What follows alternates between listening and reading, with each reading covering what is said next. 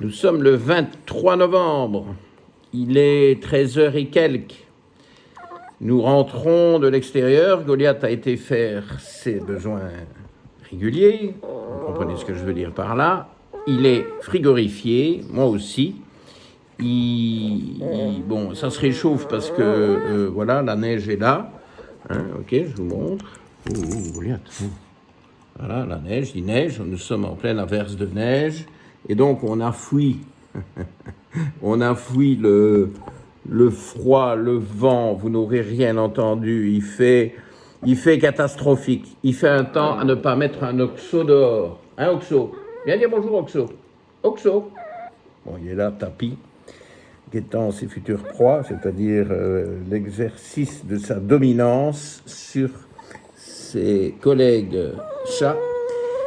Bon, Goliath, c'est tout. Il est tout congelé, alors il va gémir un petit peu. Je viens de lui soigner les yeux, donc tout va bien. Et on va parler d'iode.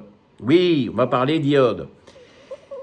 Alors bon, au départ, je voulais shooter ça en plein air, mais d'abord, c'est pas le climat pour faire ça. Secundo, Goliath, c'est tout. Si tu continues, je te mets par terre. Secundo, je réagis à ce que je crois être une interview, un podcast intéressant. Bon, j'ai un peu moins aimé la fin, mais bon, enfin, ça, ce sont des sujets polémiques sur lesquels je ne m'engage jamais.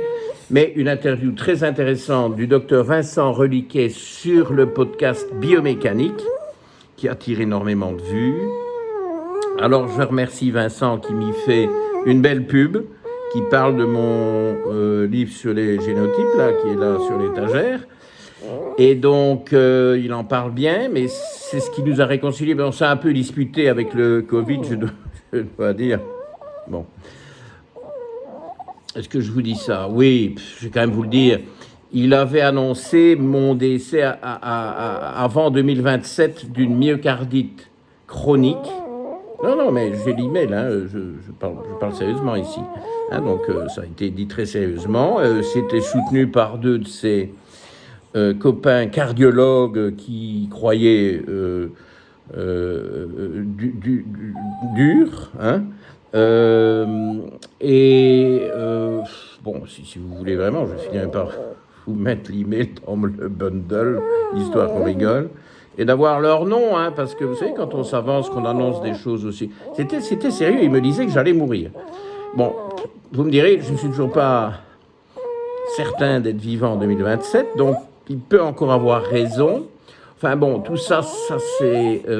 ah oui, pourquoi est-ce qu'il disait ça? Parce que j'avais eu le malheur de me faire vacciner avec le vaccin Johnson & Johnson, qui est un vaccin qu'on faisait à l'époque une fois seulement. Il n'est pas resté très longtemps dans le circuit, il a été balayé par les vaccins à ARN, que je n'ai jamais ni reçu ni donné, hein, parce que bon, il y a eu pas mal de délire là-dessus.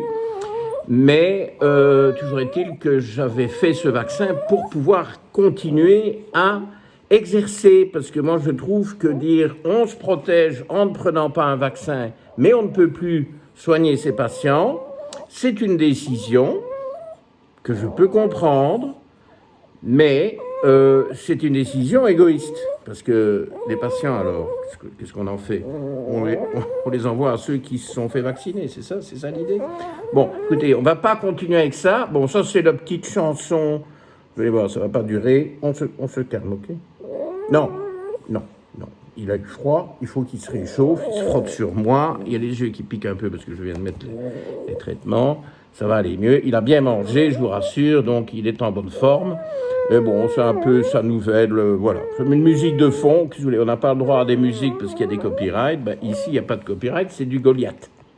Regardez ça. T'es content, t'es fier de toi? Tu as bien mis le bazar sur le début de ma vidéo? Bon, alors, écoutez, on s'est réconcilié avec le docteur Reliquet parce qu'il a bien apprécié mon travail sur les génotypes.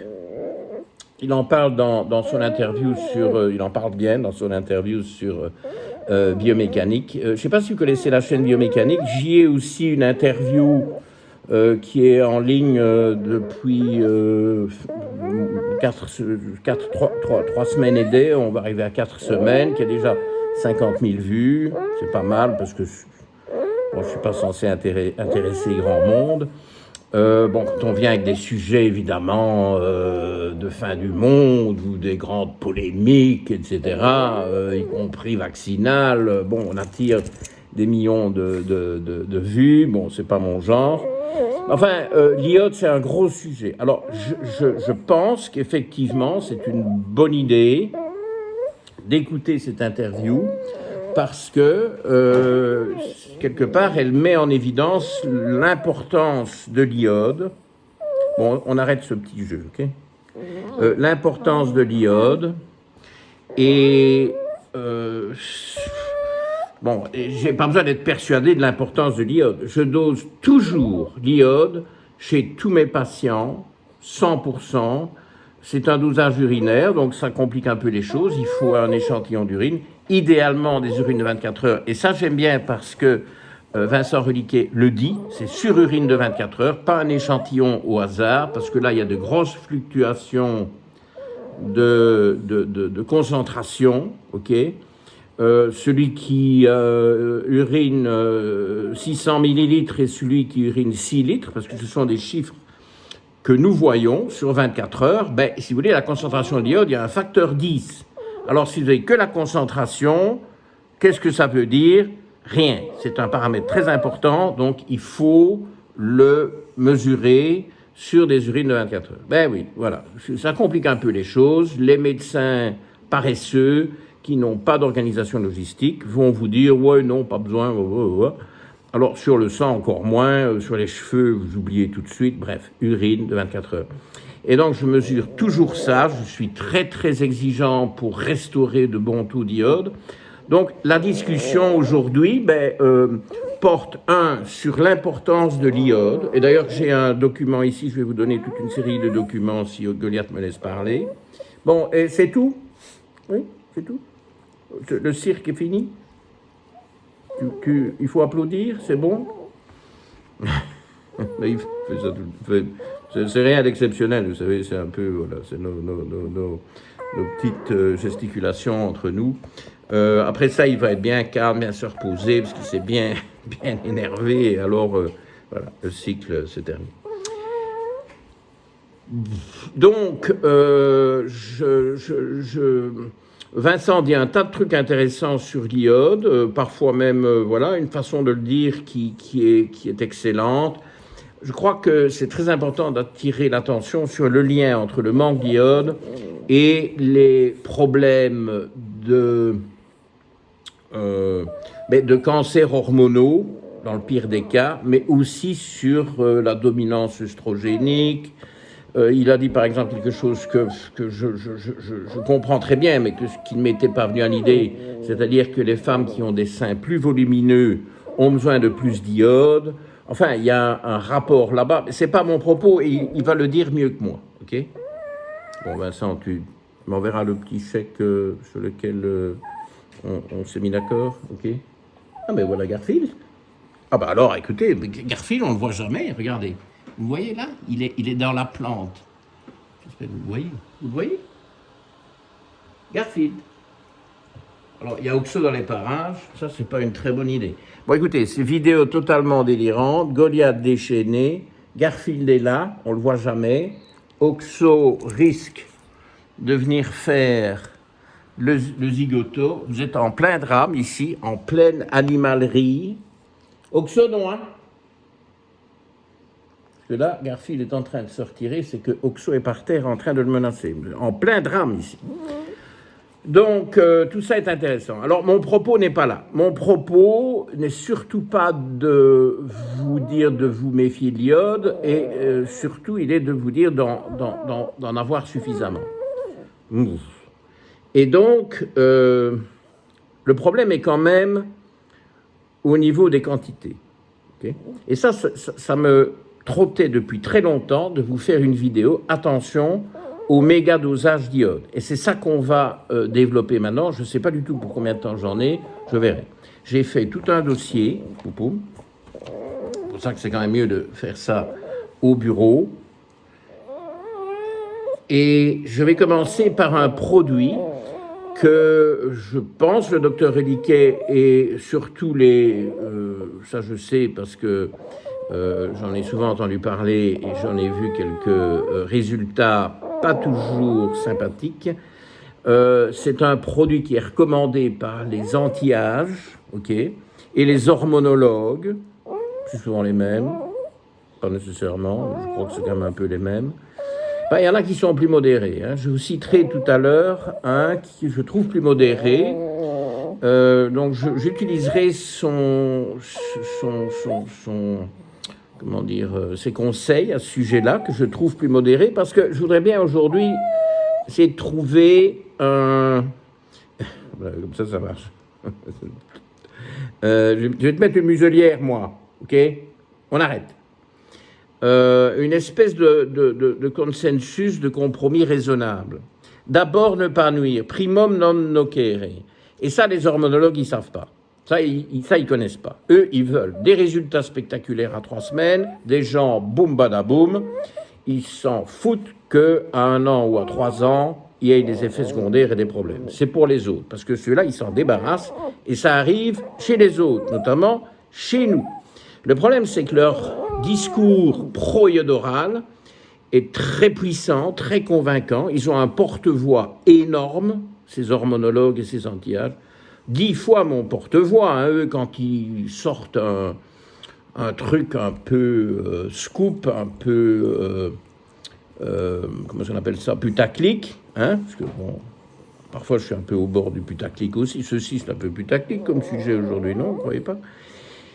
Enfin, eux, ils font un truc putaclic, ils ont, je sais pas moi, sur Facebook, ils ont 500 partages quand j'en ai 50, ils ont mis des quantités de vues colossales, des milliers de likes, etc. Ils ont un porte-voix colossal, et donc, les gens écoutent, oserais-je dire, tombent dans le panneau. À mon avis, oui. Bon, maintenant, celui qui aime bien, il aime bien, je ne suis pas en train de remettre ça en question. Mais, attention, il y a des risques. Ah, oui. Et alors, une molécule, tu te racontes, un produit, tu me distrais, ça suffit maintenant. Non, c'est en pleine scène de ménage ici. Non, ça suffit, là, comme ça. Oui. D'habitude, c'est plus court quand même. Hein. Là, il vous fait un spécial shooting. Un comprimé qui recommande beaucoup, c'est l'iodoral. OK? Et je connais, hein, c'est très américain. C'est américain, mais je veux dire, c'est très prisé aux États-Unis. Il y a des milliards de vidéos YouTube qui font la promotion de l'iodoral. Je me suis déjà intéressé à ça il y a bien des années. Bon, je ne vais pas vraiment emboîter le pas. Ça me paraissait un peu excessif. Alors là, je vous ai trouvé l'iodoral. Il n'y a pas besoin d'ordonnance. Hein. C'est une méga dose d'iode. Non, une pipe. Tu veux aller dans ton panier, peut-être? Bon, on va essayer le panier, ok? Sinon, j'irai le rechercher. Parce que, pas possible, peut-être qu'il veut simplement aller dans le panier qui rouspète, parce que je le garde dans mes bras. C'est possible aussi. Hein. Bon, s'il ne dit plus rien dans le panier, bon, c'est un peu ma faute, alors. Enfin bon, vous l'avez vu et bien vu et revu. Bye bye. Salut Goliath. Demain à la SPA, hop, dehors. Bon. Ah, voilà le palou. Voilà le palou. Alors là, je peux vous dire, il va y avoir un drame ici. Il y a le Garfield là quelque part, le palou et l'oxo qui rôdent. Garfield est derrière le pot de la plante en pot. Je vois sa queue orange qui dépasse. Bon, on est dans un drôle de truc, mais vous allez voir, c'est très important, très intéressant aujourd'hui. Je reviens sur le sujet. On ne parle plus d'animaux. D'ailleurs, c'est pas des animaux. Vous savez bien, c'est des effets spéciaux pour un peu vous distraire et pour emmerder les spécistes. Bon, qui sont souvent d'ailleurs des anti-âges. Bon, enfin, un hasard probablement. Je passe. Iodoral sur iHerb. Voilà, iHerb, c'est américain, mais c'est disponible en Europe. Il y a une espèce d'entrée en Europe. Ils ont des produits qui sont évidemment intéressants, hein, je ne remets pas du tout en question. Et ils ont ce fameux iodoral. Alors, qu'est-ce qu'il y a dans le comprimé d'iodoral? Eh bien, il y a 12,5 mg d'iode. Milligrammes. Moi, quand je prescrit d'iode, je parle en microgrammes. Vous êtes conscient qu'entre microgrammes et milligrammes, il y a un facteur 1000. Bon, il n'y a pas 1000 fois parce qu'on ne parle pas des mêmes doses, mais entre ce que je recommande, ce que j'utilise et ce qu'ils font, il y a quand même un facteur entre 10 et 100. Ouais, par 1000, mais entre 10 et 100 fois. Bon, enfin, on va préciser tout ça, ok? Donc, qu'est-ce qu'il y a dans un comprimé diodoral? Je vous ai mis la vue qui détaille l'étiquette. Oui, comme ça, vous avez tout sur un seul document. Vous aurez tout ça dans votre bundle. Et ouais, il ne se plaint plus, hein? Ah oui, voilà, il a son indépendance. Bon, SPA. Bye bye. Mon Goliath. Bon, je ne parle plus de Goliath, ok? Dans un comprimé diodoral, il y a 7,5 mg d'iodure provenant du sel d'iodure de potassium et 5 mg d'iode. D'iode tel quel, d'iode natif, sans la forme de sel. Et alors, il y a beaucoup de théories derrière ça, que c'est bien d'avoir ces deux formes d'iode. Ok, je me demande si les deux formes ne sont pas présentes dans l'iodure de potassium quand même aussi, à vérifier. Enfin bon, écoutez, hein, moi je veux bien être chimiste, mais bon, l'iode c'est l'iode, 12,5 mg d'iode. Alors, est-ce coûteux? Non, d'abord, c'est disponible sur Internet. Pas besoin d'un avis médical. C'est un peu le problème aussi, ça. Pour des doses pharmacologiques. Ceci est une dose pharmacologique, ce n'est pas du tout une dose nutritionnelle. Une boîte de 180 comprimés, ils sont C4, donc si vous trouvez que c'est beaucoup, vous pouvez les couper en deux. 180 comprimés, 64,31 €. Recevez 15% de réduction sur votre première commande. Donc, c'est moins que ça, ok? Ce qui veut dire que c'est des centimes par jour. Ah, ça, c'est mes mails. Je vais couper cette affaire-là. J'ai oublié de couper mon téléphone. Bon.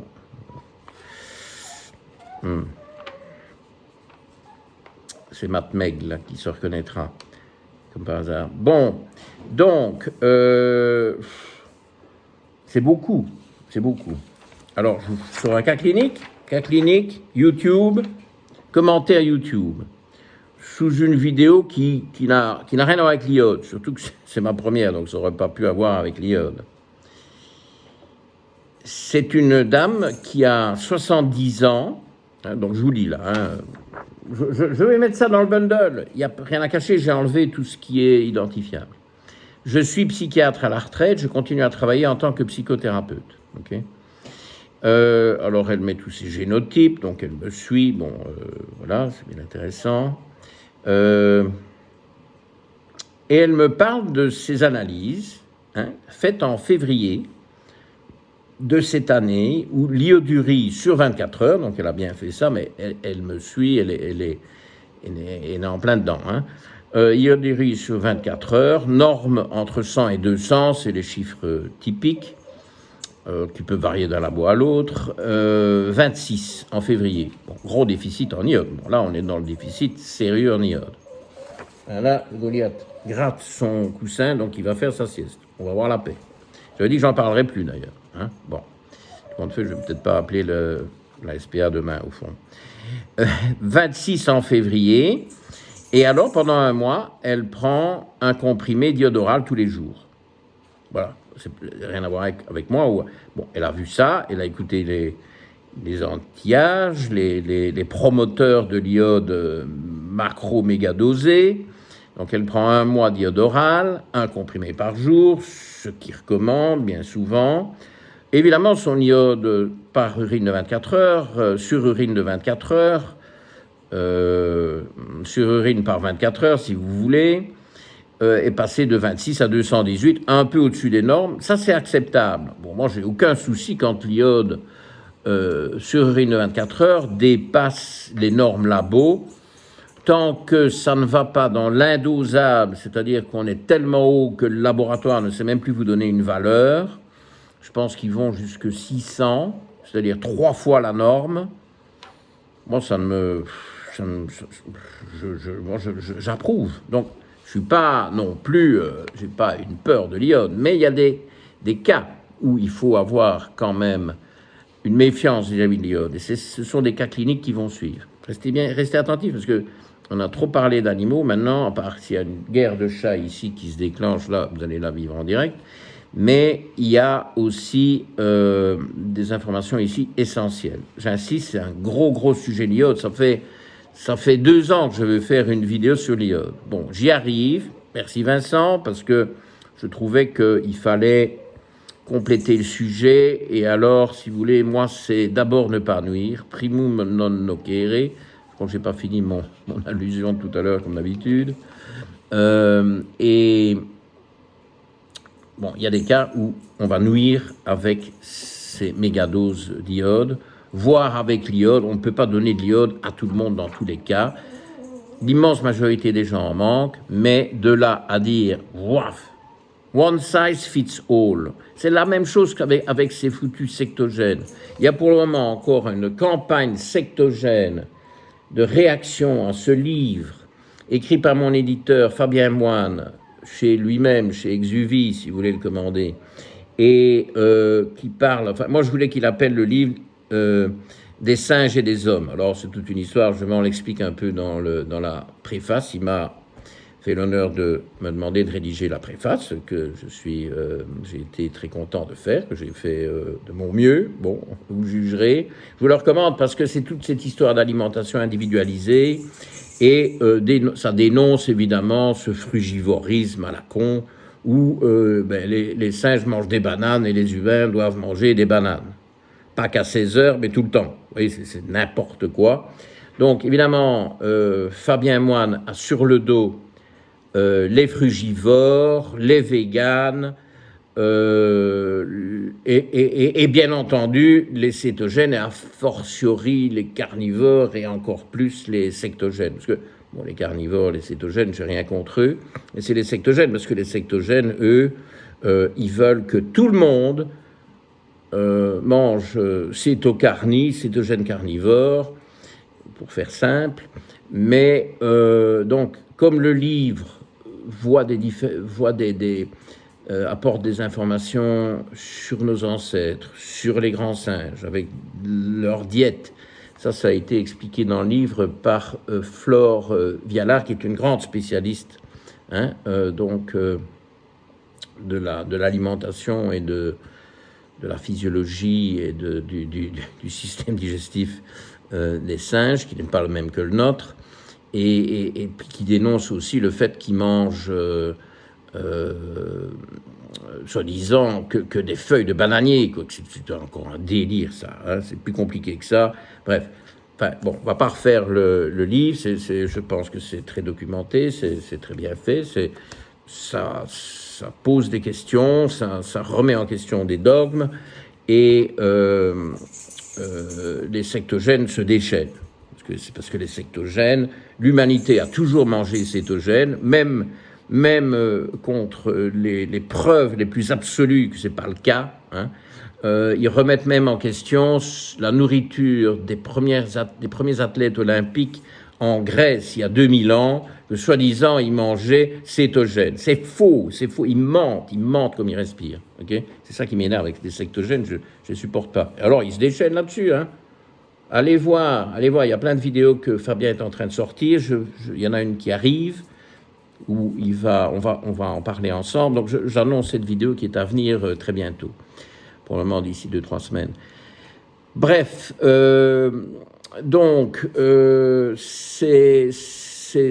cette histoire d'iode orale, qu'est-ce que ça a donné chez la patiente? Ok, je voulais vous parler du livre, bon, c'est fait, on avance. Eh bien, l'iode urinaire a augmenté, il n'a pas débordé outre mesure, donc ça, moi, j'ai pas de problème avec ça. Par contre, ce qui est plus gênant, c'est les anti-TPO. Alors, il y a un peu d'air chaud qui vient ici, je vais couper ça parce que je n'ai pas le temps d'enlever tous mes trucs devant vous, on va pas s'effeuiller en public, mais... Et Goliath, oui, il pieux, lui. Bah oui, je crois que c'est pour ça. Il voulait aller dormir. Et moi, je le gardais ici. Et il rouspétait, pauvre Goliath. Je le maltraite. Et je n'en parle plus. Hein. Anticorps anti-TPO. Bon, cette psychiatre retraitée, 70 ans, avait trop d'anticorps anti-TPO en février avant de prendre son iode oral. Ah, mais voilà, donc c'est un très bon cas clinique, ça. Moi, j'ai rien fait. C'est un cas clinique qui me tombe sur mes commentaires YouTube et qui est très édifiant. Vous allez voir, c'est très intéressant. C'est rédigé par un médecin, ok? C'est pas n'importe quoi. Anticorps anti-TPO en février, la norme est de 5,6 pour ce labo-là. Les normes des auto-anticorps, ça varie d'un labo à l'autre. Il n'y a aucune standardisation internationale. Ne me donnez pas des chiffres sans me donner des normes, ça ne veut rien dire. 19 pour une norme de 5,6. Donc elle avait 4 fois trop d'auto-anticorps. Mais alors à ce moment-là, non, iode oral, totalement contre-indiqué. Iode aussi, pas d'iode. Dans un cas comme ça, c'est un Hashimoto, pas d'iode si vous avez Hashimoto, pas d'iode supplémenté. Ici, il y avait un déficit en iode urinaire flagrant. Ce que je fais dans un cas comme ça, quand il y a beaucoup d'auto-anticorps, parce qu'ici, ce n'est pas des auto-anticorps qui apparaissent mais qui sont dans les normes, c'est des auto-anticorps bien au-dessus des normes. Là, iode contre-indiqué. Ce que vous donnez, c'est de l'iode alimentaire. Tartare d'algues. Seaweed chutney, en anglais. Okay? Tartare d'algues. Algues. Débrouillez-vous. Ah oui, mais elles sont polluées. Je m'en fous. Débrouillez-vous pour manger de l'iode. Sel iodé. Alors, oui, mais l'iode dans le sel, il se... Oui, c'est ça. Enfin bon, écoutez. Allez vivre en Bretagne et taisez-vous. C'est très bien la Bretagne, d'ailleurs. Donc, 19, c'est déjà trop haut. Alors, un mois après, un mois d'iode oral, c'est passé à 24, 23,6. Ça augmente, un peu gênant. Alors, regardez plutôt les antithyroglobulines, anti-TG, où elle était pas dosée, elle n'avait pas dosé au départ, donc là, on n'a pas la comparaison. Elle a dosé après en se disant, bon, est-ce que je fais quelque chose d'intelligent avec mon iode oral? La réponse était évidemment non. Et antithyroglobulines en septembre, donc après un mois d'iode oral, la norme est de 4, elle est à 108. Donc elle est quand même à 27 fois la norme. Alors, elle m'indique, je me demande si c'est la prise d'iode oral pendant un mois qui a augmenté la quantité d'anticorps. Je vous laisse deviner la réponse que je lui ai faite. Je ne vais pas imprimer, mais vous la connaissez. Ben oui, évidemment. Alors, bon, la question c'est, je me demande si mes chiffres d'anticorps signent une thyroïdite d'Hashimoto déclarée, alors que même ces taux hormonaux restent dans les normes. Oui. Enfin, oui. De toute façon, peu importe les mots qu'on met là-dessus, vous voyez bien que ici, l'iode oral fait flamber l'auto-immunité chez cette patiente qui en avait déjà une. Donc, à ne pas faire, ok, et encore plus loin que ça, à ne pas risquer même avec de l'iode nutritionnel. Donc il y a l'iode à quantité nutritionnelle, c'est ce que je fais, parfois plus que ce que la nutrition est censée apporter, mais ça reste un peu calculable en microgrammes, et puis à ceux qui donnent des milligrammes. Milligrammes. Non, c'est Trump qui fait ça, non, je ne fais pas ça. Mais les milligrammes, oui, je veux bien, moi. Hein. Bon, alors, attendez, parce qu'on n'a pas fini, hein.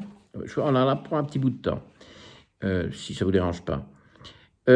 Alors, l'étape suivante, donc j'ai tout numéroté, vous avez tout dans le bundle. Page 3, quels sont les ingrédients du comprimé d'iode oral? Parce que vous allez voir que j'ai des collègues qui font partie de mon groupe de 20 médecins, fonctionnels, vrais médecins, pas des médecins, fonctionnels, vrais fonctionnels, que je forme, je supervise, on collabore, parce qu'ils m'apprennent, je leur apprends, bon, ça va dans tous les sens.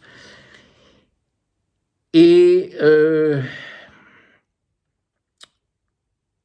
ils savent bien, mes collègues, que j'ai une sainte horreur des comprimés. Je crois que vous commencez à le savoir aussi. Je viens d'en parler dans la capsule de la semaine dernière et j'en parle régulièrement. Comprimés, pas bon. Alors, comprimé d'iodoral, ben écoutez, on n'a pas le choix, c'est ce qui existe sur le commerce, c'est ce qui est disponible chez iHerbs. Ça coûte rien, 3 fois rien. Pas rien, mais bon, c'est quand même abordable. Bon, ben voilà, je vous mets, hein. Alors, j'ai mis en rouge ce qui ne m'allait pas, en vert ce qui allait. Hydroxyde de potassium. Bon. Dioxyde de sodium. Ils aiment bien les oxydes, hein. Sulfate de magnésium. Ouf. Saloperie, ça. Sulfate de fer, sulfate de magnésium. L'horreur. Enfin bon, il n'y en a probablement pas beaucoup. Polysorbate 80. Non. Polysorbate 80. Non. C'est connecté au leaky gut. Allez voir sur PubMed, allez voir sur l'intelligence artificielle de Google, tout simplement. Polysorbate 80, c'est de la merde en boîte, ça. C'est une espèce de... Bon, ça sert à quoi, le polysorbate, au fin de compte? Ils servent de ça comme...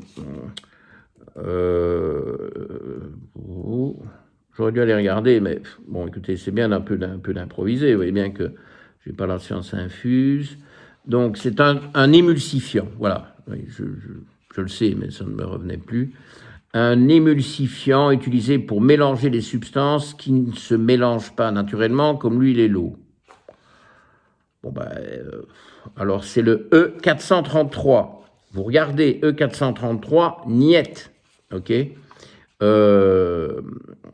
c'est beaucoup trop toléré par le courant conventionnel, c'est quelque chose à bannir. Parfois, vous trouvez ça pour rendre la curcumine davantage biodisponible. Non, pas bon du tout. Hein, je vous laisse rechercher la toxicité.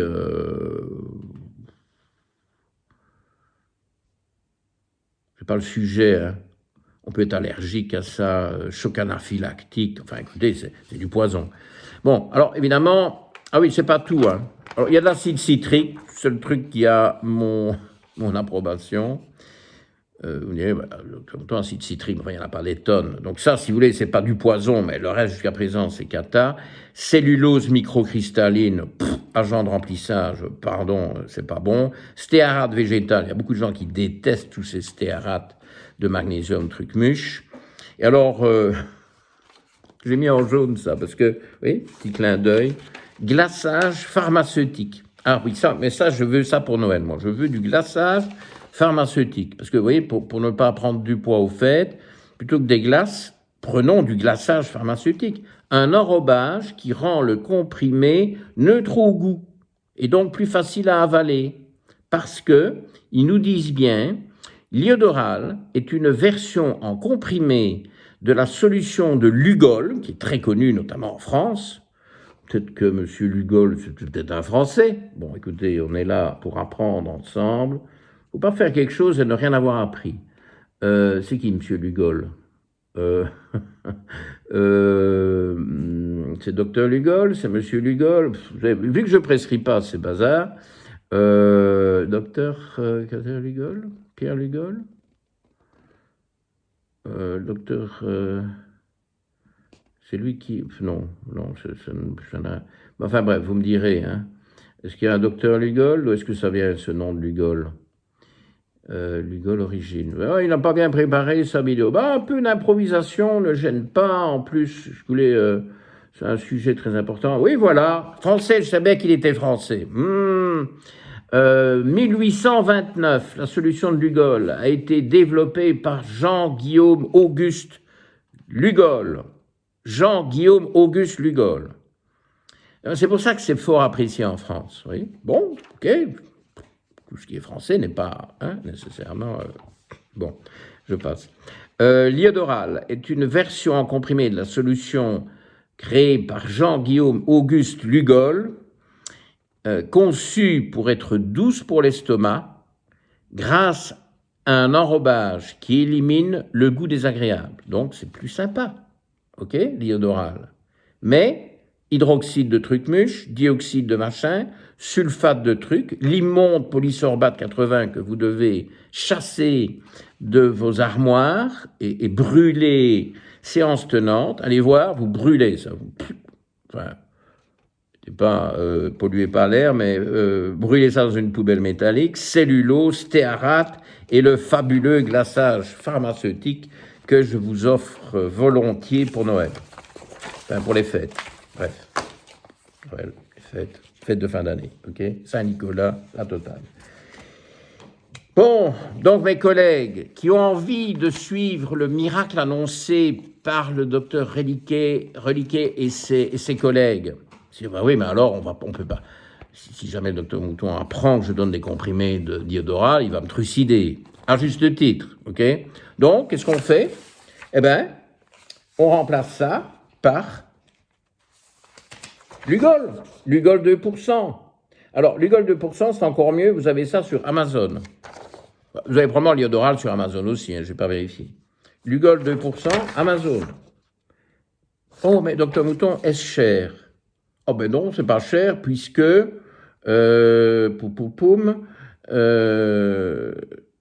si on achète, alors c'est incroyablement bon marché, hein, si on achète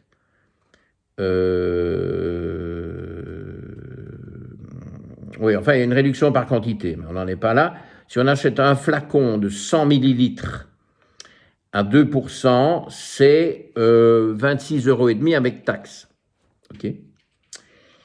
Et puis, si vous achetez 15 flacons, ça tombe à 22,5 €. Vous faites 4 € d'économie. Vous pouvez vous taper 15 flacons de Lugol.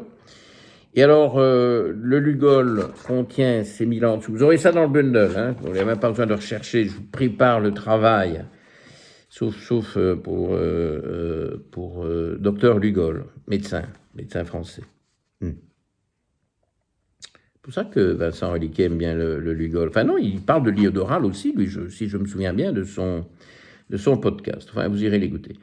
4% d'iodure de potassium et 2% d'iode élémentaire. Donc c'est le même principe, il y a les deux, il y a l'iodure et l'iode. Iodure, iodide, iode, iodine, en anglais, ok? Pour comprendre les étiquettes, si vous avez des trucs anglo-américains.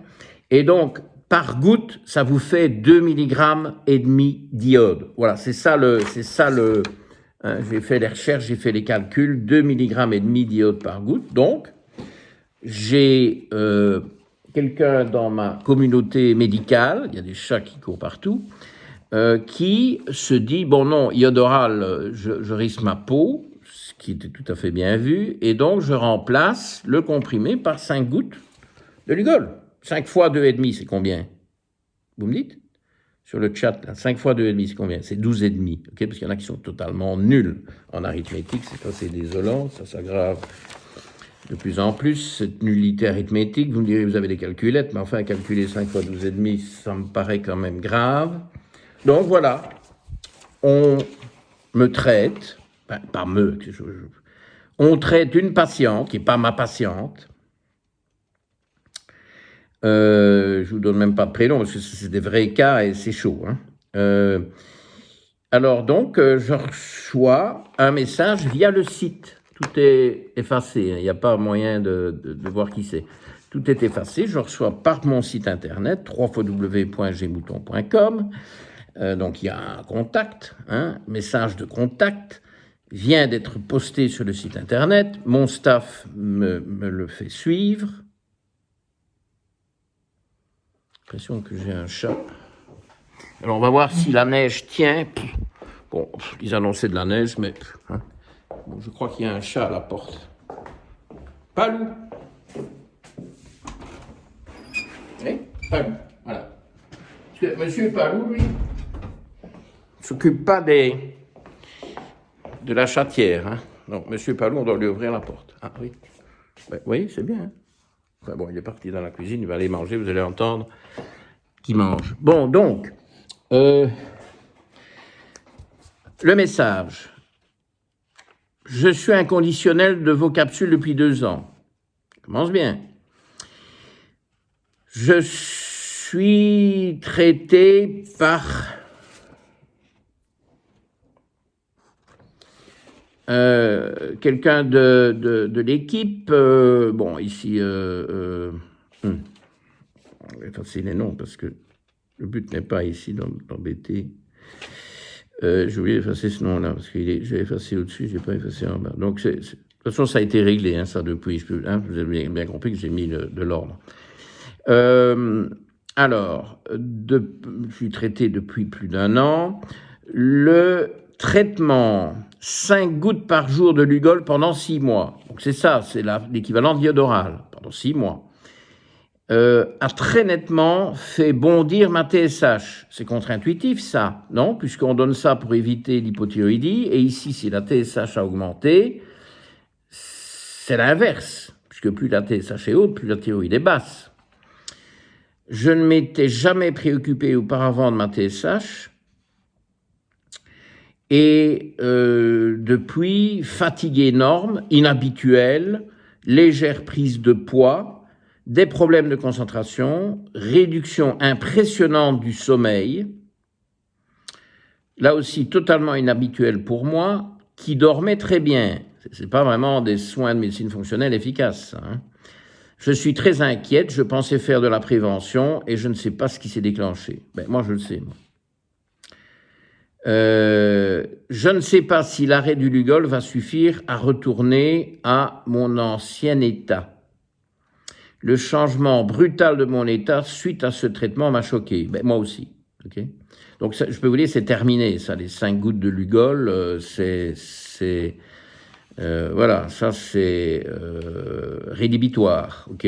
Bye bye, ça n'existe plus, hein, mais bon, vous voyez ce qui se passe des choses. Parce que pourquoi mes collègues, ils ne font pas que m'écouter, ils écoutent les anti-âges, et les anti-âges, ils sont là sur leur Lugol. Ah ouais, à fond le Lugol, à fond l'iodoral.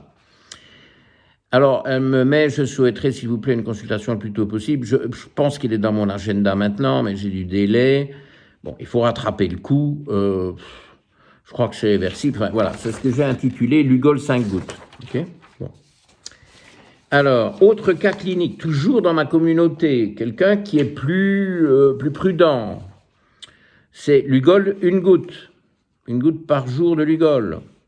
Parce qu'on a écouté les anti-âges, et le Lugol c'est bon, et l'iodoral c'est bon, et ça permet de tout. Alors c'est vrai que ce sont des femmes chez qui il y a certainement des soucis de prévention scénologique, de prévention de cancers hormonaux, de gestion de choses liées à la dominance œstrogénique, que sais-je, au syndrome prémenstruel, etc. Oui, mais d'abord, ne pas nuire primum non nocere. Okay? En latin, vous savez, moi j'étais là quand Jules César s'est fait poignarder par son fils adoptif, Brutus, donc je connais ce latin classique. Je l'ai étudié plus exactement dans mes études secondaires. Bon, j'étais peut-être pas encore là à l'époque, même si certains se posent la question. Femme de 65 ans, ça c'est quelqu'un de mon équipe qui m'envoie le mail. Okay, ça, c'est pas la patiente qui panique, ça, c'est la personne en charge qui panique. Femme de 65 ans, de 2012 à 2019, prise en charge pour une hyperthyroïdie, maladie de Basedow. Très intéressant, hein, ce cas, très intéressant. Traité par néomercazole 40 et lévothyroxine 100. Classique, on donne un bloqueur de thyroïde, c'est le néomercazole, et on bloque tellement la thyroïde que d'obligé de donner de la thyroxine, 100 microgrammes de thyroxine, pour ne pas envoyer les gens en hypothyroïdie. Bon. Rémission et stop traitement en 2019.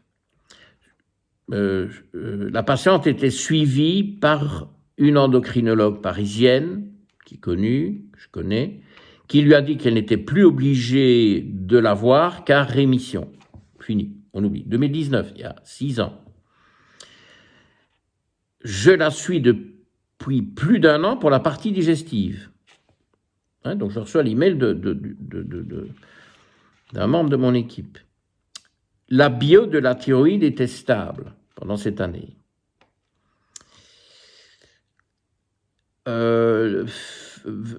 Données biologiques de février 2025. Très intéressant, écoutez bien.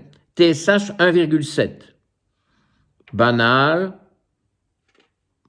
un poil haut, 1,22 c'est le chiffre, bon, 1,71, 1,71 ça va. T4 libre, bas de gamme, 0,9 pour des normes de 0,7 à 1,5.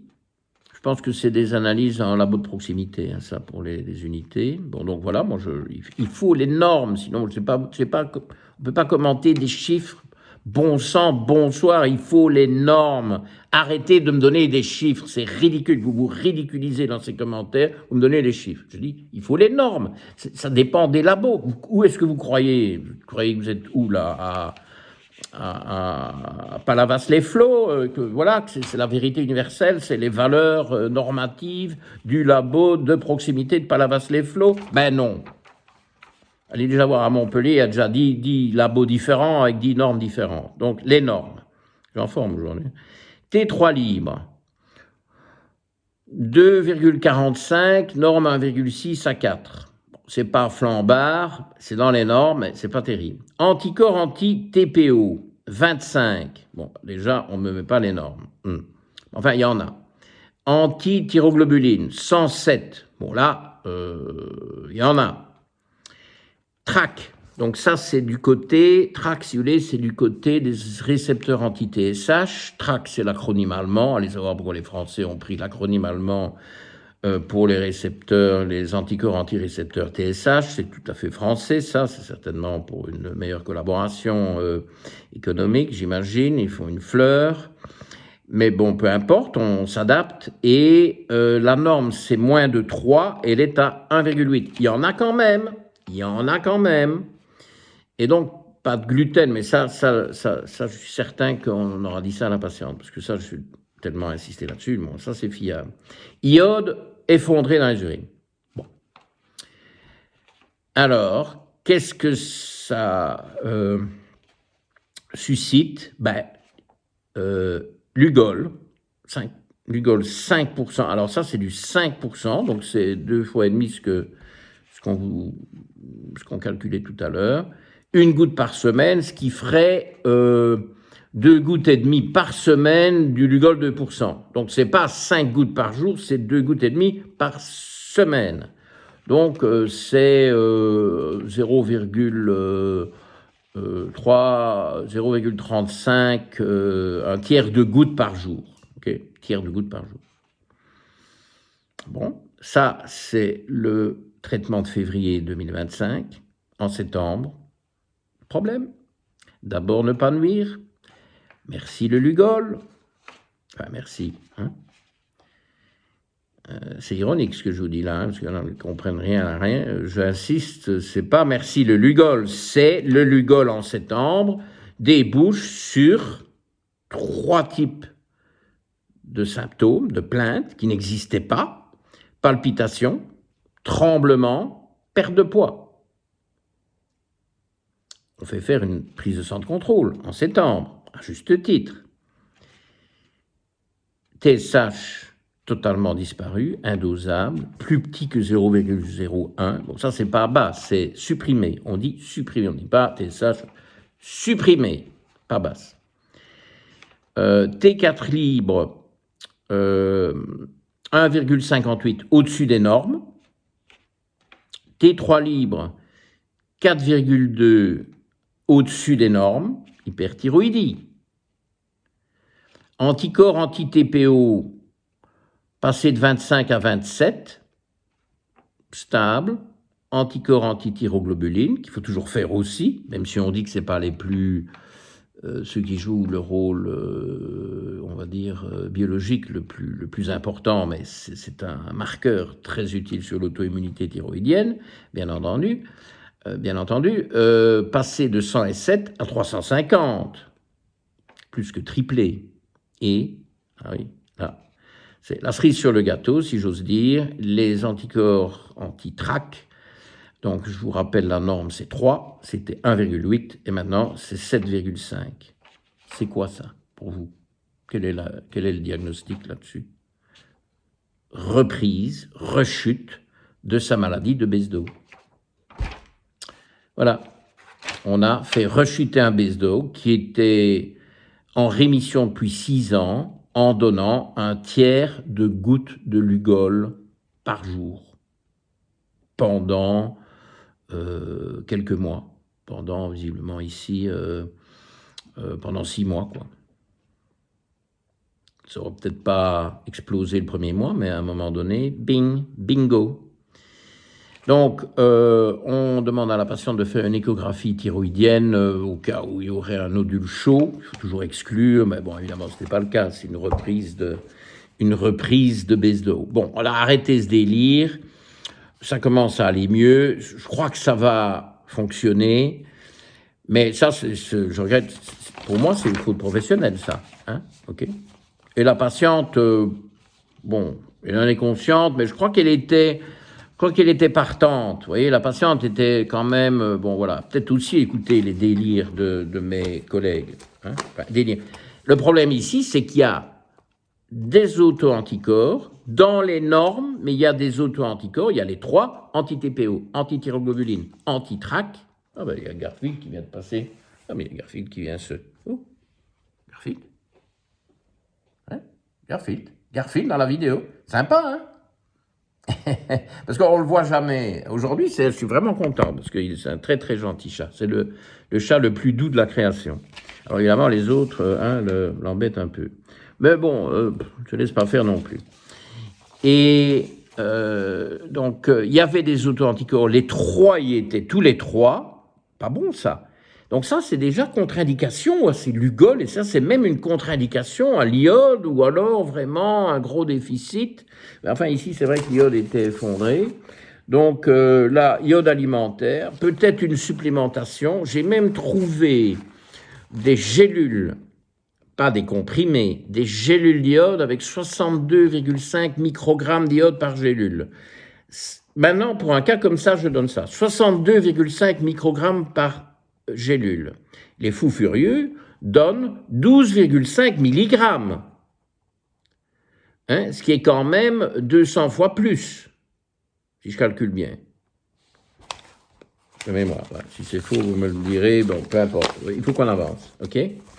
Donc ça, c'est vachement intéressant. Parce que je vous dis, attention, les méga-doses d'iode, c'est dangereux quand il y a un risque d'auto-immunité thyroïdienne. Ben oui, je vous dis, moi.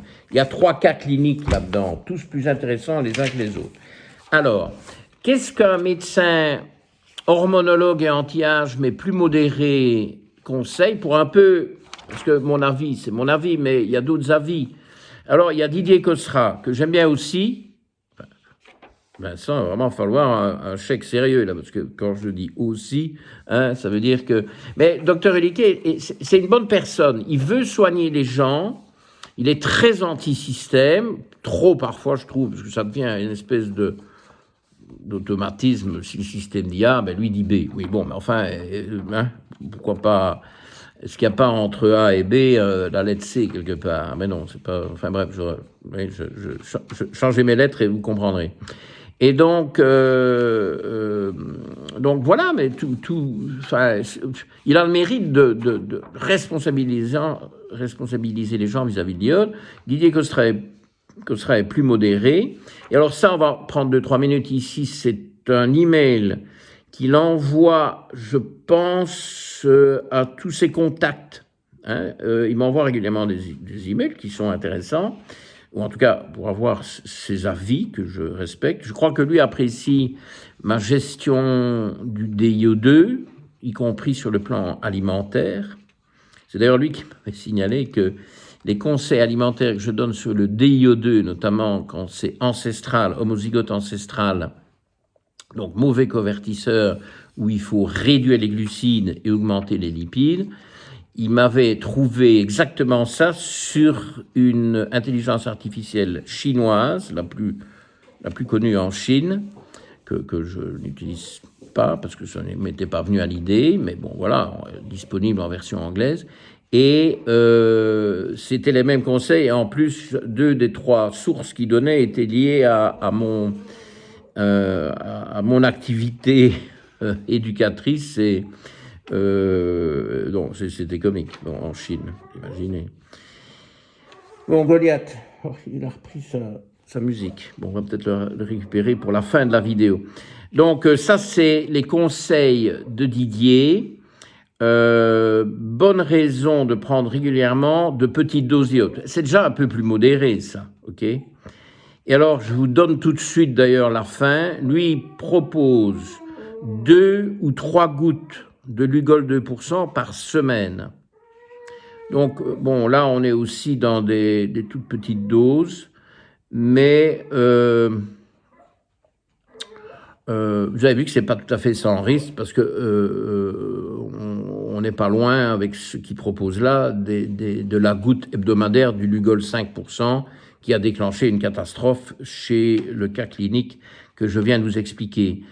Donc, éventuellement, pourquoi pas, je vais encore bien me laisser un peu tenter par ce truc-là qui coûte rien, mais s'assurer qu'il n'y a aucun auto-anticorps antithyroïdien, aucune trace d'auto-immunité nulle part, qu'il n'y a pas de gluten ou que le gluten est parfaitement toléré, ce qui n'est pas toujours évident, hein, ça je peux vous le dire, et bien entendu qu'il y a un déficit en iode. Alors là, bravo Didier, contrôler l'iodurie dès 24 heures, vous voyez que là-dessus on est tous d'accord, test de référence pour adapter le traitement. Et donc si ça déborde, vous stoppez.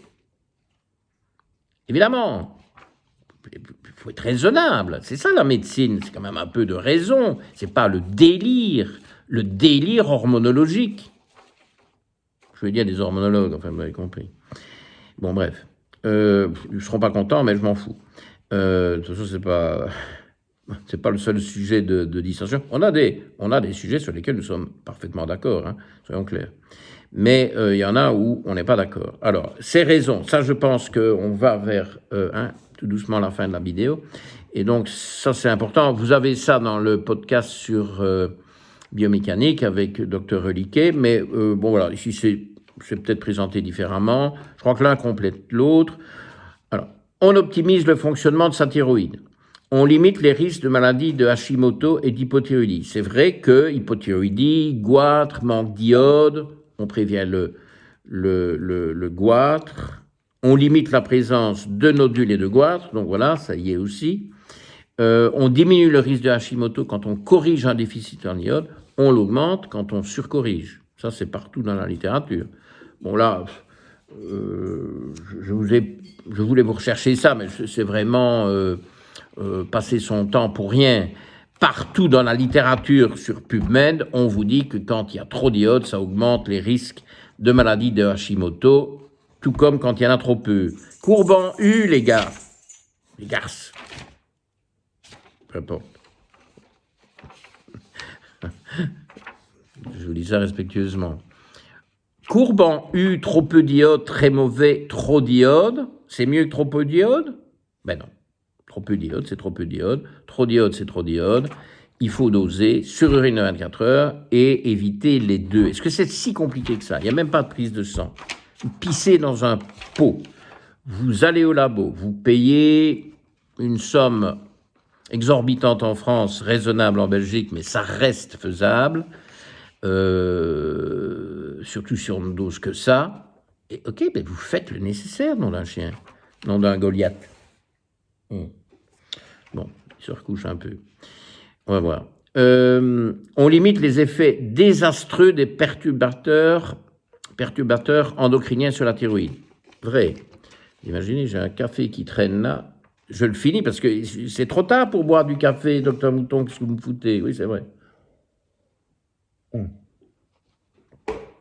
J'étais tellement congelé en rentrant, je me suis fait un petit café, oui, mais je n'avais dit pas après-midi.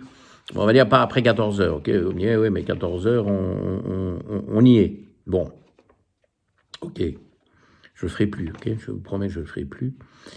On limite la prise de poids sous pilule.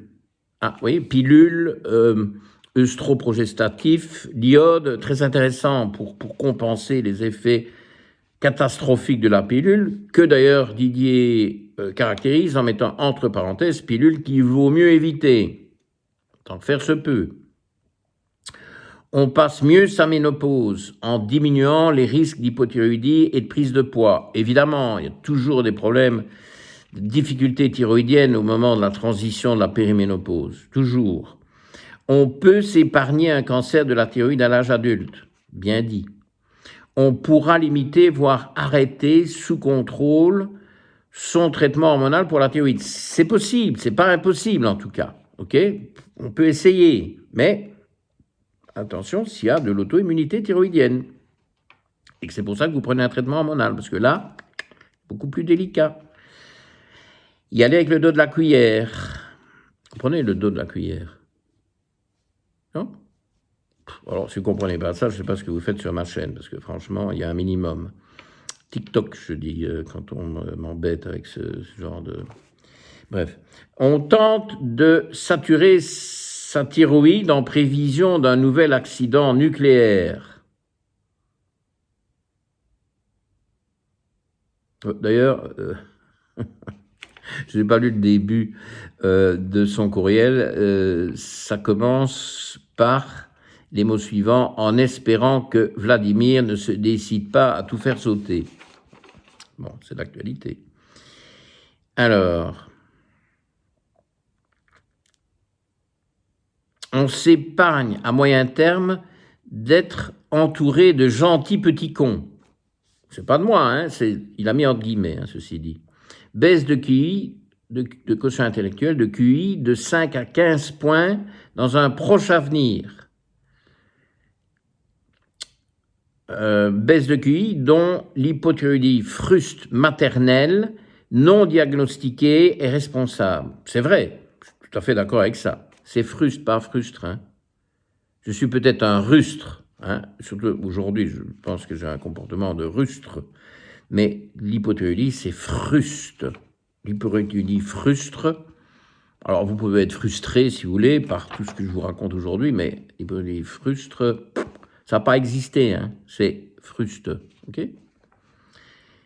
Bon, vous en prenez plein la figure aujourd'hui, hein. Le coût de l'iode est dérisoire pour un rendement maximum sur le plan collectif. Vrai.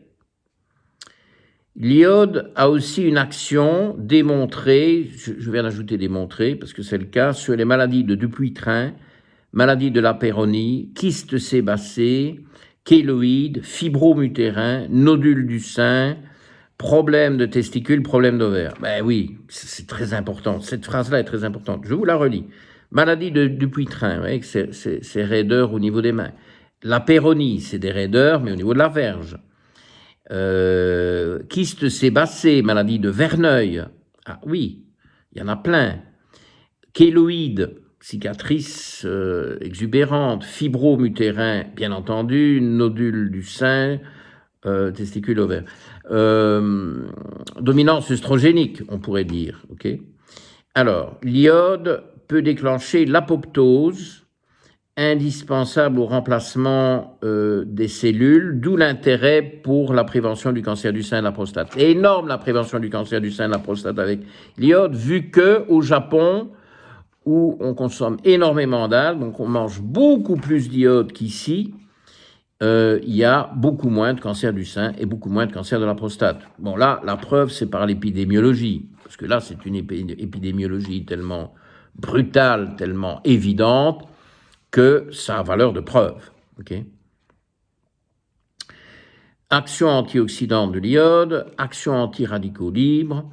Très important, l'iode élimine en entrant en compétition avec d'autres halogènes, c'est-à-dire le chlore, le brome et le fluor très toxique. Moi, je suis anti-chlore. Alors, ne vais pas m'emmerder avec votre chlorure de magnésium. Moi, je ne veux pas ça. Non, chlorure de magnésium, bye bye. C'est mon avis, hein, et je le partage. Le brome, ben oui, tout ce qui est inifugé, bourré de brome, parce que c'est... Enfin bon, je crois que ça dégage des fumées tellement toxiques que ça tue encore plus de gens que le feu. Mais enfin bref. Donc le brome est partout, c'est une horreur. Et alors le fluor, moi je suis désolé, docteur Delaguila, moi le fluor pour les dents, c'est niette. Alors oui, il ne faut pas l'avaler. Ben oui, mais la bouche, ça absorbe, hein, sous la langue, ça absorbe. Donc le fluor, niette. Dentifrice non fluoré. Voilà. Alors, tous les dentistes, évidemment, veulent, c'est le palou qui est dehors maintenant, veulent des dentifrices fluorés. Ben moi pas. Ok. Je ne suis pas dentiste, vous me direz. L'un peut-être explique l'autre, admettons. Donc le mouton n'avait pas des bonnes dents. Ben si, j'ai des bonnes dents, j'ai des gencives en béton, il n'y a jamais, même pas du rosé sur la brosse à dents. Je n'ai absolument pas mal, ça fait 10 ans que j'ai pas vu de dentiste, j'ai pas besoin d'en voir. Le côté esthétique, je m'en tape. Voilà. Et tous les trucs métalliques que des dentistes m'ont mis dans la bouche les 50 premières années, tout est sorti, ça a été éjecté comme sur des sièges éjectables. C'est incroyable. Et là maintenant, il ne reste pas grand-chose de métallique dans ma bouche. J'ai rien fait pour. Et bon, bref, j'ai pas le temps de toute façon. Je travaille trop. J'irai voir les dentistes quand je serai retraité, mais c'est pas encore tout de suite. L'iode renforce le système immunitaire. Anti-Helicobacter pylori, entre autres. Renforce l'activité des globules blancs. Améliore la force musculaire. Protège les cellules du tube digestif. Améliore la sensibilité à l'insuline et d'autres hormones. C'est bien fait, Didier. C'est bien fait. OK? Bravo. Et alors, il recommande le film Demain, tous crétins. Voilà. Il y a www.demaintouschrétins.com. Et où la conclusion du film, professeur Barbara Demenex, est qu'il faut avoir un très bon statut en iode si on veut limiter la casse des perturbateurs endocriniens. Ok, mais il faut y arriver de manière soft et se méfier des cas d'auto-immunité. Bon, on est presque au bout. Alors, je voulais vous montrer quand même du conventionnel, du PubMed sur la dangerosité de l'iode en mégadose. Bon, je ne veux pas vous faire perdre votre temps, le mien non plus. J'ai quand même inclus dans mon bundle, vous connaissez le terme bundle maintenant, c'est ah oui, c'est du franglais. Ah oui, qu'est-ce que vous voulez que je dise? Il y a ces followers, enfin non, je ne sais pas des followers parce que je les vire, mais des gens un peu trolls sur les bords qui me mettent en commentaire YouTube. Oh, le franglais dans vos vidéos, ça commence à me gonfler. Bon, bah, écoutez, s'il n'y a que ça pour vous gonfler, bon, allons-y. Hein, je sais pas il faut encore voir ce qu'on va gonfler, évidemment. Bref, c'était un mec, donc, bon, voilà, allusion un peu sordide. Je suis en forme, et donc je vous mets un article du Canadian Journal of Clinical Nutrition de janvier 2017, hein, iode en anglais, biochimie, déficience et application en nutrition clinique, la science de la nutrition clinique. Bon, c'est vers la fin, mais vous avez d'autres trucs, hein, c'est peut-être, voilà, ça peut vous intéresser. Ça, c'est du pur conventionnel. Alors, le conventionnel, ils sont dans l'extrême inverse. Vous voyez, c'est un peu ça le problème. Moi, j'essaye de trouver un juste milieu, un peu comme avec le cholestérol, ok ? Même si j'apprécie le docteur Delorgeril, aujourd'hui, on arrive près des fêtes de fin d'année et on distribue les cadeaux. Michel Delorgeril, quelqu'un de très intéressant, de très intègre, je crois. Bon, il est extrême de l'autre côté, et alors en face, il y a ceux qui veulent donner des statines soit dans l'eau du robinet, soit à plus de 90% de la population de plus de 50 ans. Voilà. Alors, est-ce qu'il y a un juste milieu entre les deux ? Mais j'espère que oui. Bon, passons. Moins de 50 microgrammes d'iode par jour, je vous traduis au pied levé, va donner un déficit en iode. Très mauvais. Ça, c'est donc l'apport journalier, 50 microgrammes, et ça ne va pas. Et donc là, c'est alimentaire, hein, ce qu'ils disent ici. Entre 50 et 100, c'est insuffisant. Donc, il faut plus que 100. Mais, plus que 350 par jour, c'est trop. Ah, oui, il y a une fourchette, courbe en U. À partir de 600 microgrammes par jour, vous entendez ? À partir de 600 microgrammes par jour, la fonction thyroïdienne va être endommagé, va être perturbé. Je vous lis, c'est en anglais. C'est du franc-anglais. C'est en anglais. L'autre va encore être gonflé avec cette vidéo-là. Bon, écoutez, à un moment donné, à force de gonfler, il va exploser. On en sera quitte. Plus de 1100 microgrammes par jour. On ne parle pas de 12 500, plus de 1100 microgrammes par jour est intolérable. Moi, je vous dis, moi, tu veux que je dise, je ferme ma gueule, moi, je lis les trucs des autres aujourd'hui. Je ne dis pas grand-chose de personnel. Et alors, ce que vous allez bien aimer, c'est la dose létale, parce que comme pour tout, il y a une dose létale. Pour un adulte, c'est une dose unique comprise entre 2,1 et 2,4 grammes. Donc, si vous voulez en finir, vous bouffez bon marché, c'est une façon pas coûteuse d'en finir, vous bouffez toute une kyrielle de comprimés d'iodoral et bye bye. Ça va mettre un peu de temps, je ne dis pas que les derniers jours seront agréables, mais c'est quand même comme ça que ça va se terminer. Sympa, hein? J'essaie de remettre mes pages dans l'ordre. Voilà, vous avez l'article dans votre bundle, vous avez des graphiques, tout le bazar. C'est intéressant, parce que c'est les deux points de vue, ok? Des extrémistes dans les deux camps. Des extrémistes des deux bords. Et enfin, une petite récompense pour se calmer, pour se donner un peu du moral, pour voir l'année 2026 d'un œil positif, une perle que je viens de trouver aujourd'hui en faisant toutes mes recherches pour vous préparer cette vidéo, capsule format XL, qui est terminée virtuellement, encore 2 secondes, publié dans un journal MolBiolRep, voilà, une revue sur PubMed, ok, par une équipe de l'université de Zako. Alors ça c'est original, hein, université de Zako à Duhok avec K, et qui se situe dans la région du Kurdistan irakien. Alors là, hein, bon, moi, je trouvais l'article intéressant, mais sa source est encore plus intéressante. C'est une recherche universitaire, et les Kurdes, vous savez, c'est pas n'importe qui, les Kurdes. Hein, je ne sais pas si vous êtes au courant, mais moi, je suis très bien au courant. Et donc, bravo, très bien, c'est le département de biologie. Voilà, s'il y a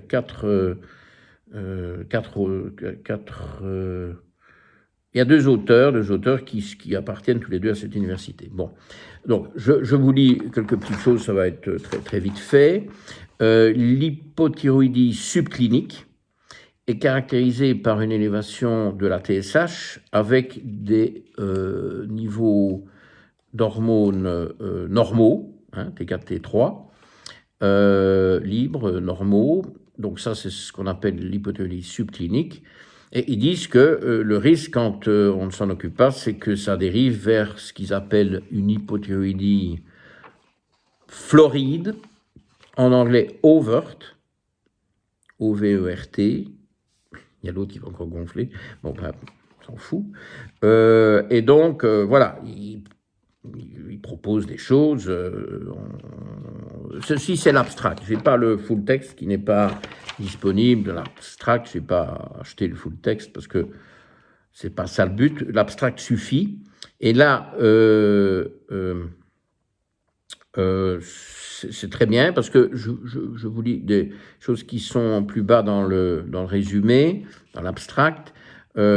Interaction entre le gène de la thyroperoxydase. Alors la thyroperoxydase, c'est l'enzyme clé de la thyroïde, c'est l'enzyme qui fabrique les hormones thyroïdiennes à base d'iode et de tyrosine, la L-tyrosine sans H, T-Y, S-I-N-E. Donc c'est un acide aminé, plus de l'iode, ça donne les hormones thyroïdiennes, T4 et T3. La thyroïde fait les deux, elle fait de la T3 aussi, surtout de la T4, mais aussi de la T3. C'est pour ça que quand on enlève la thyroïde, ou une demi-thyroïde, je me dis, bon, est-ce qu'on n'a pas enlevé quelque chose qui faisait de la T3? Quid de la T3? D'autant plus quand le génotype des IO2 est mauvais convertisseur. Bref, enfin, vous savez tout ça maintenant. Et donc, je le redis parce qu'il y a toujours des nouveaux et les pauvres, bon, ils rament parce qu'ils ne connaissent pas ces trucs absolument basiques. Et donc, la thyroperoxydase, c'est l'enzyme, la protéine, l'enzyme thyroïdien fondamental. Et ici, j'ai une info assez extraordinaire. Je garde pour la fin, pour vraiment le bouquet final. Donc, je vous donne d'abord la phrase suivante. La relation entre le gène de la thyroperoxydase, TPO, je veux dire TPO, ok, anticorps anti-TPO, on en a parlé, c'est dans tous les cas cliniques, c'est le premier anticorps qu'on dose, c'est l'anti-TPO, anti-thyroperoxydase, TPO. Cette relation avec l'environnement concerne d'éventuels déficits en micronutriments. Ils en citent 3, vitamine D, vitamine B12, fer. Moi, je suis tellement systématiquement en train de corriger les manques de vitamine B12 et D que j'oublie de vous les mettre en lien avec la thyroïde, parce que, bon, moi, je les mets en lien avec tout. Mais bon, voilà, c'est un bon rappel. Les citer quand je vous parle des cofacteurs thyroïdiens, parce que parfois je les oublie tellement je les corrige systématiquement sur base de tests et pas à l'aveugle, bien entendu. Ça, c'est la base de toute médecine fonctionnelle. Donc, déficit en micronutriments, statut iodé, bon, on ne va pas refaire l'heure qui précède, facteur démographique, âge.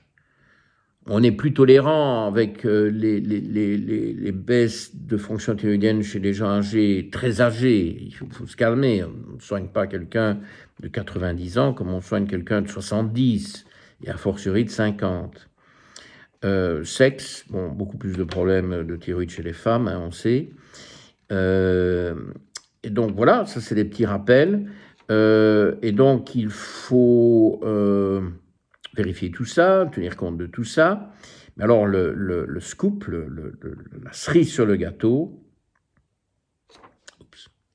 il va être 16 heures bientôt, c'est que des preuves scientifiques récentes connectent plusieurs polymorphismes du gène TPO, donc du gène de la thyroperoxydase, avec des titres plus facilement élevés en anticorps anti-TPO, et donc en susceptibilité à l'hypothyroïdie subclinique et donc forcément à la maladie de Hashimoto.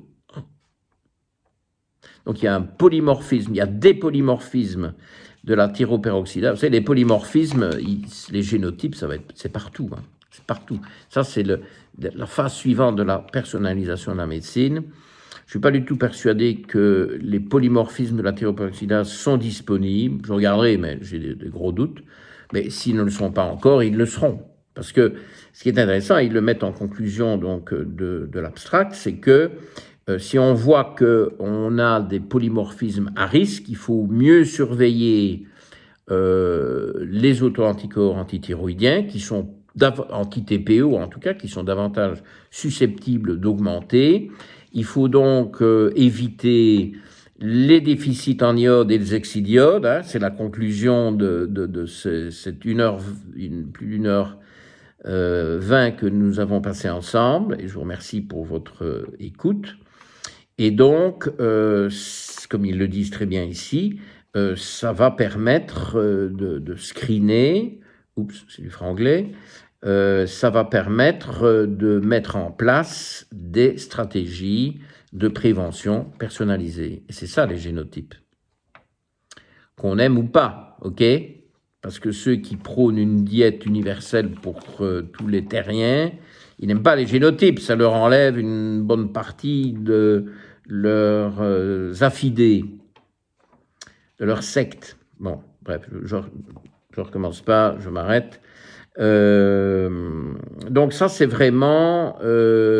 j'aime bien la façon dont il caractérise la thyroperoxydase, TPO, un enzyme clé pour la synthèse, la biosynthèse des hormones thyroïdiennes. Bon, je vous l'ai dit.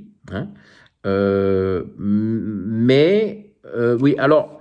ce que je voulais dire, il y a, la thyroglobuline est très importante aussi, c'est les deux enzymes clés de la thyroïde. La thyroglobuline constitue une espèce d'échafaudage plein de tyrosine sur lequel la thyroperoxydase va construire ces hormones thyroïdiennes, T4 et T3, en amenant de l'iode qui aura été oxydé, activé, transformé en ion, qui est réactif, et va coller cet iode sur les molécules de tyrosine que la thyroglobuline fournit dans sa structure comme une espèce de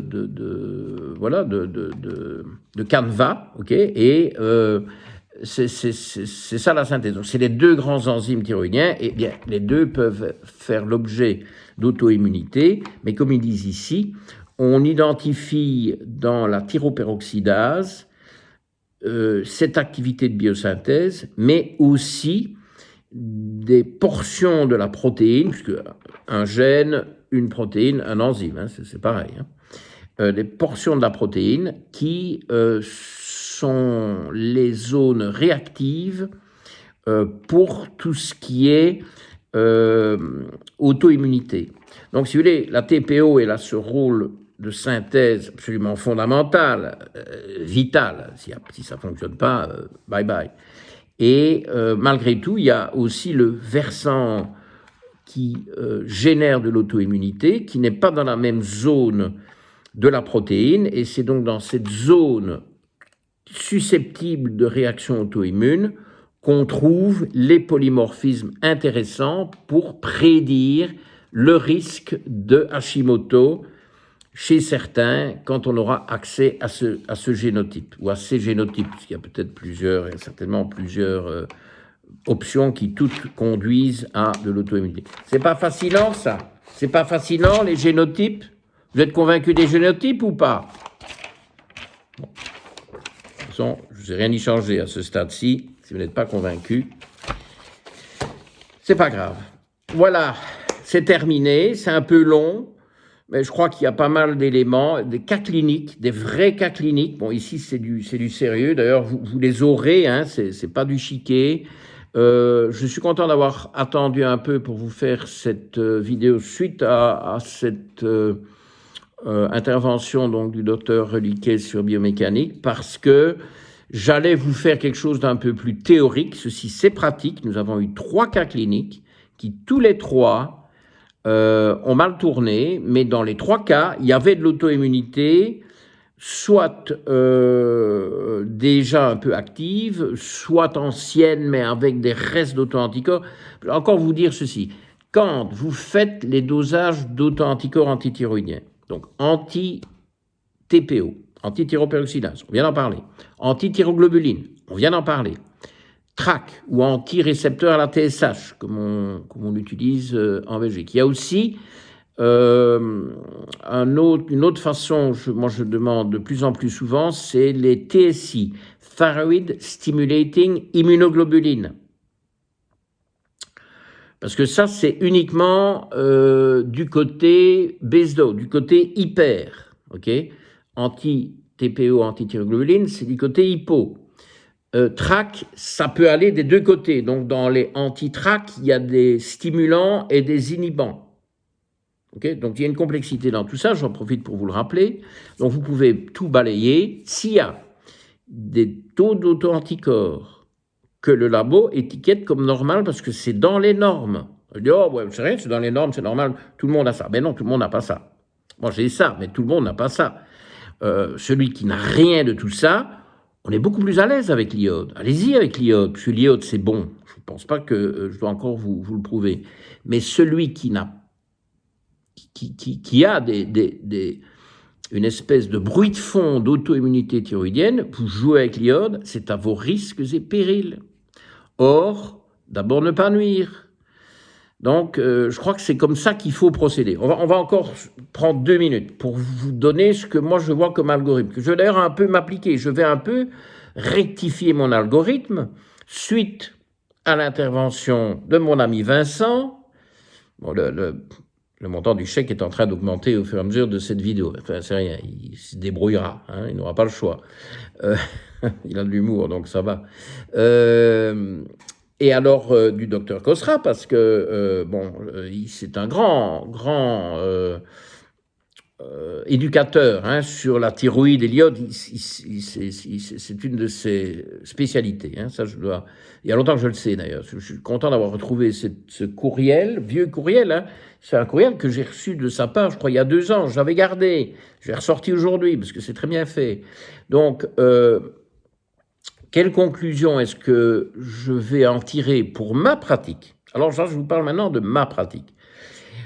J'étais donc très prudent avec l'iode. Je ne garde jamais de déficit en iode, je le corrige par belle ou par lettre, comme on dit en Belgique. Je sais bien que c'est probablement pas français, bon, vous me le direz, mais soit alimentaire, tartare d'algues à gogo, ou j'ai d'ailleurs reçu du tartare d'algues délicieux lors de la journée dédicace de l'année 2024 à notre clinique belge de Velleroux. Cette année, c'est le 20 décembre. Hein, c'est un jour plutôt par calendrier, c'est le samedi avant Noël, donc on vous attend très nombreux. Bon, s'il y a encore du tartare d'algues, je ne suis pas contre parce qu'il était fabuleux. Enfin bon, écoutez, hein, je rigole en disant ça, mais bon, peut-être pas tout à fait. Et donc, cet iode, je ne le laisse pas déficitaire, mais si c'est de la supplémentation, je suis très prudent. Je vous ai parlé tout à l'heure de ces gélules très sous-dosées, 62,5 microgrammes. Évidemment, je donnais en tout cas jusqu'à, alors je vais peut-être penser à la goutte de Lugol de temps en temps. Pourquoi pas, parce que c'est évidemment moins cher que de prendre des trucs tous les jours. Je donnais jusqu'à 10 gouttes, donc 750 microgrammes. Oui, je crois. Donc, voilà, je pensais que j'y allais. Je vais peut-être aller un peu plus loin, mais uniquement chez les gens qui n'ont aucun anticorps antithyroïdien, ni anti-TPO, ni anti-thyrogluline, ni TRAC, ni TSI. A fortiori, pas TSI, parce que ça, c'est une bombe à retardement d'hyperthyroïdie, de maladie de Besdo. Voilà, je vais faire comme ça. Je vais peut-être un peu plus agressif, mais je vais mettre 2 groupes de patients, ceux qui n'ont aucune auto-immunité, ni thyroïdienne ni autre, et ceux qui en ont, beaucoup plus prudents avec l'iode que ce qu'on vous raconte sur les réseaux. En tout cas, c'est ma position que je dis haut et fort, comme vous l'aurez entendu. On remercie les acteurs animaux. On a vu Goliath, alors on a vraiment beaucoup vu, il nous a fait son cinéma. Garfield, ça c'est rare. Oxo ne l'a pas vu, mais Oxo il règne comme ça, ne serait-ce qu'au niveau des vibrations. Le Palou, on l'a bien vu, il s'est fait ouvrir la porte, il a le don pour faire ça. J'espère que vous avez bien aimé. La Pouloute, ma petite chatte, ce sera pour la prochaine fois. Je vous dis à vendredi prochain. Merci pour votre écoute.